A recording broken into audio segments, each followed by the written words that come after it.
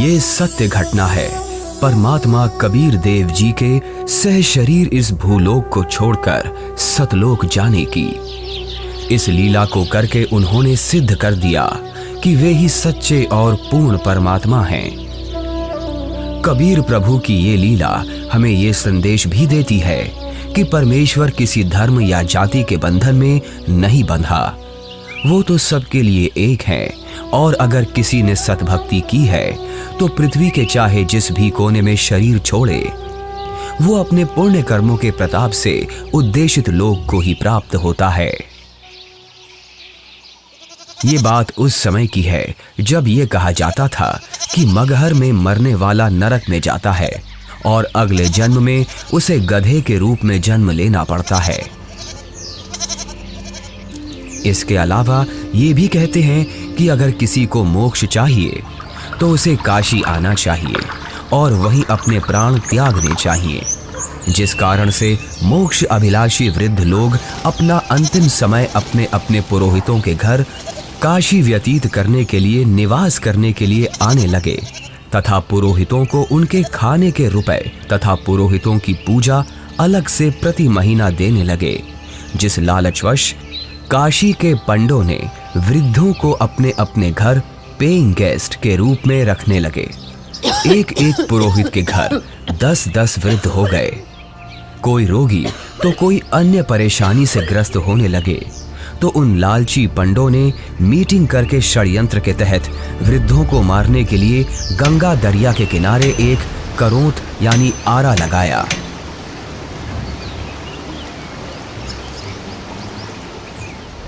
भ्रम फैलाया गया कि जो शीघ्र स्वर्ग जाना चाहता है तो इतने रुपए पूजा, जो उस समय की अधिकतम राशि थी, जमा कराओ। श्रद्धालुओं ने वृद्धावस्था के दुख से छुटकारा पाने के लिए तथा स्वर्ग जाने की भावना से वह महंगी फीस भी देने लगे। उन पंडों ने आदमियों का आरे से गर्दन काटने का पाप सिर पर ले लिया। पंडों के षड्यंत्र पर विश्वास करके वृद्ध अपने बेटों से काशी में प्राण त्यागने के लिए आग्रह करने लगे। लेकिन पिताजी, अभी आपकी और माँ की आयु ही क्या है? अभी तो आपको अपने पोतों का ब्याह देखना है, उनकी संतानों को अपनी गोद में खिलाना है। देख बेटा, जिंदगी जीने का लालच तो कभी खत्म नहीं होता, और वैसे भी अपने जीवन में हमने अपनी सारी जिम्मेदारियों को पूरा कर लिया। अब जब भगवान के पास जाना ही है तो देर क्यों करना? हमें काशी में पवित्र करौंत लेने में स्वर्ग की प्राप्ति होगी। लेकिन पिताजी, काशी में लगे उस करौत के नीचे आकर मरना तो आत्मदाह हुआ ना? अगर उस आत्मदाह से ईश्वर मिलते हो तो क्यों ना आत्मदाह किया जाए? और वैसे भी यहाँ मगहर में मरने से तो हमें मोक्ष मिलेगा नहीं। अगर हम यहाँ मरे तो अगले जन्म में हमें गधे के रूप में जन्म लेना पड़ेगा। क्या तू चाहता है कि तेरे माता पिता का अगला जन्म गधे के रूप में हो? जितनी जल्दी हम काशी जाकर करौंत के नीचे मरेंगे उतनी जल्दी ही मोक्ष मिलेगा। लेकिन पिताजी। बस बेटा, तू हमारे साथ काशी चलकर वहां हमारी करौंत के नीचे आकर प्राण त्यागने की व्यवस्था कर दे। रामशंकर अपने माता पिताजी के साथ काशी के घाट पर पहुंचते हैं। वो उस घाट पर भी पहुंचे जहां करौंत लगा हुआ है। करौंत से थोड़ी दूर पर ही खड़े होकर वो सभी देखते हैं कि गंगा नदी के किनारे करौंत वाली जगह है। उसका हैंडल करौंत से थोड़ी दूर पर एक मंदिर के पास है जो गुप्त है। हे ब्राह्मण, मुझे भी मोक्ष को प्राप्त करना है। ये काशी है और यहाँ मरने वाला हर व्यक्ति मोक्ष के लिए ही आता है। लेकिन मैंने अपने जीवन में बहुत सारे पाप कर्म किए हैं। इससे कोई फर्क नहीं पड़ता है कि मरने वाला व्यक्ति पापात्मा है या पुण्यात्मा। काशी में मरने वाला हर व्यक्ति स्वर्ग को जाता है और मगहर में मरने वाला हर व्यक्ति नरक को प्राप्त करता है। ठीक है, मुझे भी इस आरे के नीचे आकर स्वर्ग जाना है। 50 मोहरें लगेंगी। ये लो। ठीक है, तुम तख्त पर लेट जाओ। मैं भगवान से प्रार्थना करता हूँ कि वो आपको स्वर्ग में जगह दे। हे परमात्मा, इस आत्मा को अपने चरणों में स्वर्ग में स्थान देना। बहुत सारे लोग मोक्ष के लालच में पैसे देकर आरे से कट रहे थे। कुछ माता पिता अपने पुत्रों से अनुरोध कर रहे थे कि हमें भी आरे से कटवा दो ताकि हम जल्दी स्वर्ग चले जाएं। इस प्रकार रामशंकर भी लाइन में लगकर करौंद के पास आता है और अपने पिताजी को करौंद पर गर्दन रखते हुए देखता है। तभी पंडा इशारा करता है। दूसरा पंडा हैंडल घुमाता है, लेकिन हैंडल उलझ जाता है। थोड़ी देर बाद पंडा कहता है कि अभी भगवान ने आपकी कुर्बानी स्वीकार नहीं की है, कुछ दिन बाद फिर से आना। तभी हैंडल घुमाने वाला पंडा करौंद को ठीक करके इशारा करता है कि अब करौंद ठीक है, अगले का नंबर लगाओ। इस तरह फिर उनकी माता का नंबर आता है। उनकी गर्दन कट जाती है।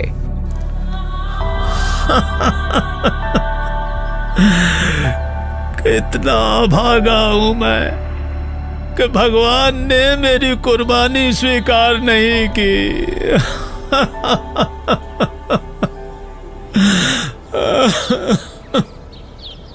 कबीर परमेश्वर जी इस भ्रम को दूर करना चाहते थे कि सच्चा भक्त किसी भी स्थान पर प्राण त्यागे वह उद्देशित लोक को प्राप्त होता है।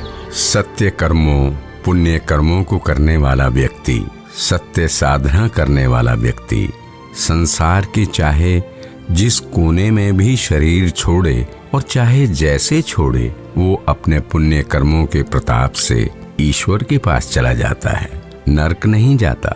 लेकिन दुष्कर्मों को करने वाला इंसान चाहे जहां भी मरे, चाहे काशी हो चाहे मगहर, उसे नरक की ही प्राप्ति होती है। सतलोक को प्राप्त करने के लिए पुण्य कर्म जरूरी हैं, ना कि काशी क्रोध के नीचे मरना।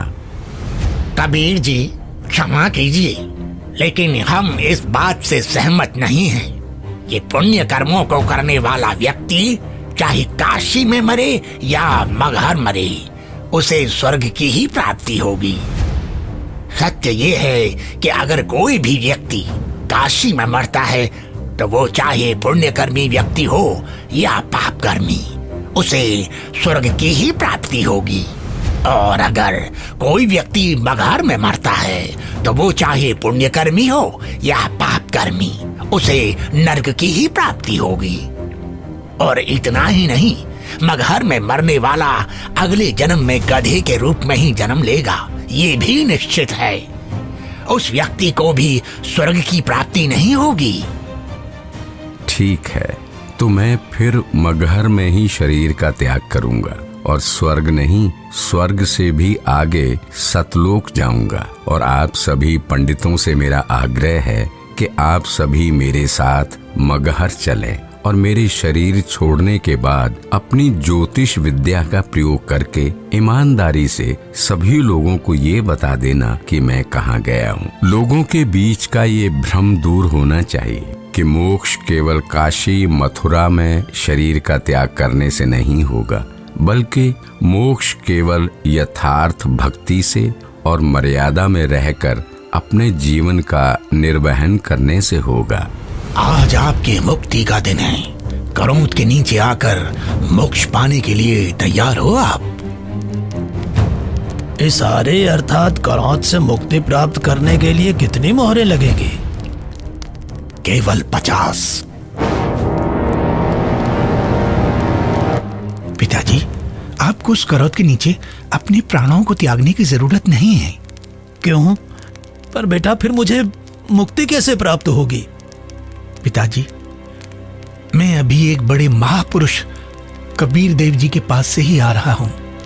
उन्होंने कहा है कि जो व्यक्ति पुण्य कर्म करता है वो सतलोक ही प्राप्त करता है। उसकी मृत्यु चाहे जहां हो। बल्कि खुद कबीर जी मगहर में शरीर त्याग कर ये साबित करने जा रहे हैं कि मगहर में मरने वाला नरक नहीं जाता।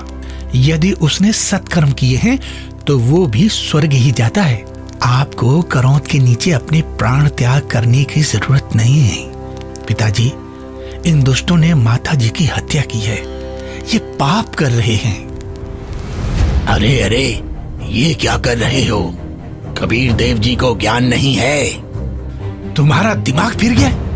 ज्ञान नहीं है? वो तो साक्षात परमात्मा हैं। तो ठीक है, हम भी उनके साथ मगहर चलते हैं और देखते हैं कि उनकी कही गई बातों में कितना सच है और कितना झूठ।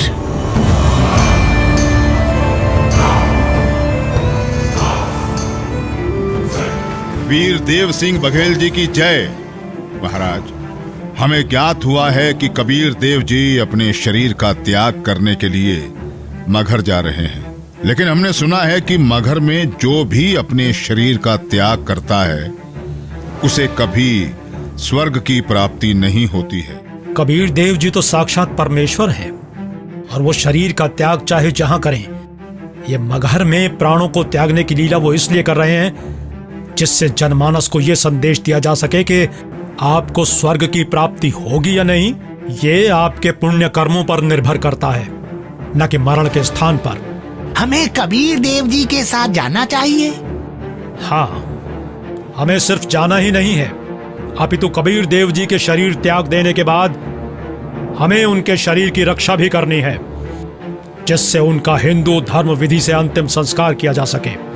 क्योंकि अगर हमने उनके शरीर की रक्षा नहीं की तो वो मुस्लिम उनके पार्थिव शरीर पर कब्जा करके उन्हें दफना देंगे। परमात्मा कबीर देव जी केवल हम हिंदुओं के भगवान हैं, उन मलेच्छ मुस्लिमों के नहीं। इसलिए हम आपको आदेश देते हैं, तुरंत ही सेना को हमारे साथ चलने को तैयार किया जाए। कबीर देव जी मगहर के लिए प्रस्थान करते हैं। वो नदी के किनारे से होकर गुजरते हैं, जंगल से गुजरते हैं। दिखता है कि उनके पीछे काफी सारे भक्त भी जा रहे हैं। कबीर प्रभु के साथ हिंदू और मुसलमान दोनों धर्मों को मानने वाले भक्त हैं। काशी के करौंत का समर्थन करने वाले पंडे हैं, विद्वान पंडित जिनके साथ सालिक राम भगवान की मूर्ति है, और बड़े बड़े टीका चंदन लगाने वाले पंडित जिनके साथ काफी सारी पुस्तकें हैं, वो भी कबीर प्रभु के साथ हैं। रामशंकर और उसके पिता भी कबीर प्रभु के साथ हैं। तभी उनके पीछे वीर देव सिंह की सेना भी आ जाती है। वीर देव सिंह कबीर देव जी को प्रणाम करते हैं। कबीर प्रभु के पीछे काफी सारे भक्त और सेना भी चल रही है। कबीर प्रभु चलते रहते हैं और जो भी कबीर प्रभु को जाते हुए देखता है उनके पीछे चल देता है।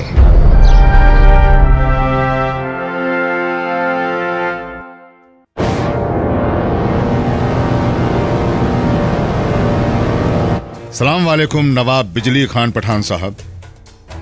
वालेकुम अस्सलाम। कहिए, क्या खबर है? जी नवाब साहब, हमें पता चला है कि खुदा के रूप हमारे पीर कबीर जी महाराज मगहर आ रहे हैं, और सुना है कि वो यहाँ अपनी रूह को अपने जिस्म से आजाद करके सतलोक को रवाना हो जाएंगे। क्या? फिर तो हमें इसी पल कबीर जी के पास पहुंचना होगा, और कबीर जी की रूह के इस दुनिया से जाने के बाद उनके जिस्म को अपने कब्जे में लेकर इस्लाम के रिवाजों से उनके शरीर को धरती में दफन करना चाहिए। और इस बात का भी ख्याल रखना चाहिए कि उनका जिस्म काफिर हिंदुओं के हाथ न लगे। जी नवाब साहब, ऐसा ही होना चाहिए। सेना को हमारे साथ कबीर जी के पास चलने के लिए फौरन तैयार किया जाए, लेकिन कबीर जी को इस बात की अभी भनक न लगे।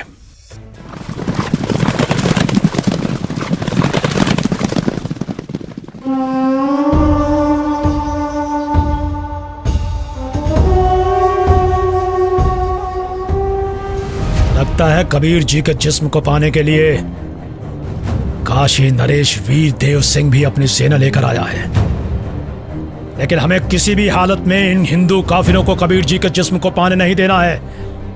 आपके आने का मकसद हमें पता चल गया। पीर जी, बिजली खान आपकी क्या खिदमत कर सकता है? मैं अपना शरीर त्याग करने से पहले स्नान करना चाहता हूँ। जी, हम अभी आपके नहाने के लिए साफ पानी की व्यवस्था करते हैं। नहीं, मैं किसी बहते पानी के दरिया में स्नान करूंगा। बिजली खान। पीर जी, यहाँ एक दरिया बहता था जिसका नाम आमी नदी था, लेकिन पीर जी, शंकर भगवान के श्राप के कारण उसका पानी अब एकदम सूख चुका है। चलो दिखाओ मुझे वो आमी नदी कहाँ है। जी पीर जी, चलिए। कबीर देव जी, वीर देव सिंह, बिजली खान और उनके सेना और बाकी के भक्त उस आमी नदी के पास पहुंच गए। कबीर देव जी ने उस सूखी हुई नदी को देखा। कबीर देव जी ने अपने हाथ जोड़कर प्रार्थना की और फिर अपने हाथों को हवा में ऐसे लहराया जैसे कि वो नदी को बहने का इशारा कर रहे हों। कबीर प्रभु के ऐसे इशारा करते ही थोड़ी दूर पर नदी की ही जगह पर एक जोर से धमाका हुआ और धरती के अंदर से पानी का सैलाब निकला। ये देखकर सभी लोग चौंक जाते हैं और सभी भक्ति भाव से भरकर कबीर प्रभु को देखते हैं और अपने हाथ जोड़ लेते हैं। पूरी नदी में पानी भर जाता है। सभी लोग खुश हो जाते हैं। कबीर प्रभु की जय, कबीर प्रभु की जय, कबीर प्रभु की जय। आदेश दें प्रभु। हुक्म दे मालिक। मुझे 2 सफेद चादरें चाहिए, एक बिछाऊंगा और एक ओढ़ूंगा। जो आज्ञा प्रभु। इसी क्षण 2 सफेद चादर यहाँ लाई जाएं। कोई और आदेश दें प्रभु। बिजली खान, तुम सेना किस लिए लाए हो? वीरदेव, तुम किस लिए सेना लाए हो? प्रभु जी, हम आपके शरीर को इतना मलिच्छ मुसलमानों के हाथ नहीं लगने देंगे। इन्होंने अगर आपके शरीर को छू तक भी लिया तो इनमें से कोई भी जीवित नहीं बचेगा। हम आपका अंतिम संस्कार हिंदू रीति रिवाजों से करेंगे। तो हमने भी चूड़ियां नहीं पहन रखी हैं। हम भी अपने अल्लाह के स्वरूप पीर कबीर जी का जिस्म हिंदू काफिरों को नहीं देंगे और इस्लामी तरीके से पीर जी का शरीर को दफन करेंगे। और अगर ऐसा नहीं हुआ तो इसका अंजाम बहुत बुरा होगा। हम वीर देव की सेना से युद्ध करके आपका शरीर प्राप्त करेंगे, लेकिन अंतिम संस्कार हम मुस्लिम तरीके से ही करेंगे। मुझे नहीं पता था कि तुम सब मेरी शिक्षाओं को इतना ही समझ पाए हो। 120 साल हो गए मुझे तुम सब लोगों को समझाते हुए, फिर भी इतना ही समझ पाए हो। मुझे इतना ही जाना है तुम सब ने। आज भी तुम एक ना होकर हिंदू मुसलमान बनकर अलग अलग खड़े हो। मेरी चेतावनी है, अगर तुम लोगों ने आपस में झगड़ा किया तो ठीक नहीं होगा। तुम दोनों एक ही परमात्मा की संतान हो। तुम दोनों अलग अलग ना होकर एक ही हो। हम सबको एक साथ रहना है। मेरे सतलोक गमन के बाद इन चादरों में तुम्हें मेरा शरीर नहीं मिलेगा। एक चादर तुम हिंदू ले लेना और एक चादर तुम मुसलमान, और इन चादरों में जो भी चीज मिले उसे आपस में आधा आधा बांट लेना। आपस में लड़ाई नहीं करना, नहीं तो गृह युद्ध छिड़ जाएगा। मेरे जाने के बाद आपस में झगड़ना मत, ये मेरा आदेश भी है और विनती भी। कबीर प्रभु का शरीर मैं किसी को नहीं दूंगा। कबीर प्रभु के जिस्म को छोड़ने के बाद मैं इनके शरीर को अपने कब्जे में लेकर ही रहूंगा। अब मैं चलता हूं।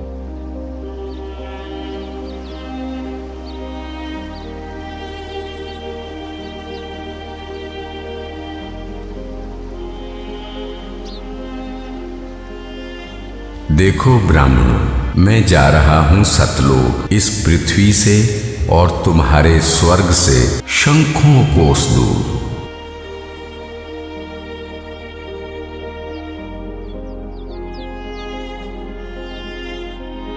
उठा लो पर्दा, इसमें नहीं है मुर्दा, इस चादर को उठाओ। जैसे ही वीर देव और बिजली खान दौड़कर वो चादर उठाते हैं तो कबीर देव जी की जगह उनके ही वजन के बराबर शरीर के आकार के सुगंधित फूल, गुलाब, गेंदा, गुड़हल आदि रखे हुए हैं। ये देखकर सभी लोग चौंक जाते हैं। सभी लोग हाथ जोड़ लेते हैं। अब वीर देव की आंखों से आंसू निकलते हैं। बिजली खान की आंखें भी नम होती हैं। दोनों एक दूसरे को देखते हैं और आपस में एक दूसरे को गले लगाकर रोने लगते हैं। दोनों सेनाओं के सिपाही भी एक दूसरे को देखते हैं। वहां खड़े ब्राह्मण लोगों की भी आंखों से आंसू गिरने लगते हैं। रामशंकर और उसके पिता के भी आंसू गिरते हैं। सभी लोग एक साथ कबीर देव जी के नाम का नारा लगाने लगते हैं। कबीर प्रभु की जय, कबीर प्रभु की जय।